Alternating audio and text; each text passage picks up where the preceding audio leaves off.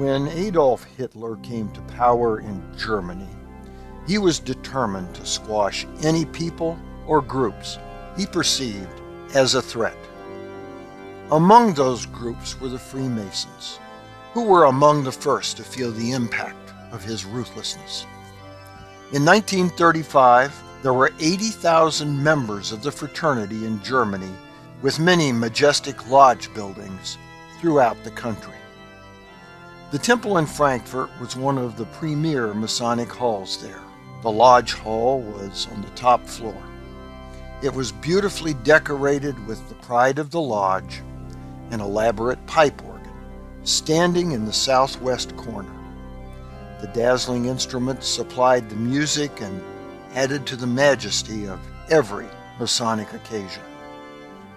When Hitler dissolved the Masonic lodges, his thugs moved in and gutted the buildings, taking records, books, furniture, and paraphernalia, either destroying what they had taken or selling it. In the wake of this, the brethren in Frankfurt learned their great pipe organ had been dismantled and taken away.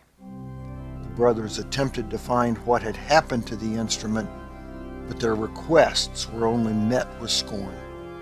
The great organ was lost, and its music, along with the Frankfurt Lodge itself, had been silenced. A decade passed.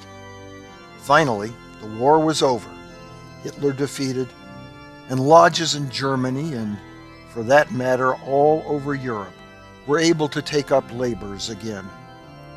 One of the first orders of business in Frankfurt was to attempt to locate and reclaim the magnificent pipe organ. Brother Karl Knuckle, organist and Grand Secretary, led a group of brothers in the search. They appealed to the company that built and maintained the organ, feeling it would have been employed to maintain the instrument wherever it had been taken. The company refused to cooperate until Brother Knuckle threatened to sue. With that, the company's management told him they had installed the organ in a small Catholic church in Wiesbaden. Knuckle and his brothers traveled to Wiesbaden, where they found their precious instrument. The head priest there refused even to discuss the possibility of returning it. The brothers then filed a claim with the government, which conducted an inquiry. The priest claimed he was the rightful owner of the pipe organ, having legally purchased it from the government in power at the time. It came out, however, that the Nazis had sold the organ to the church for a fraction of its value.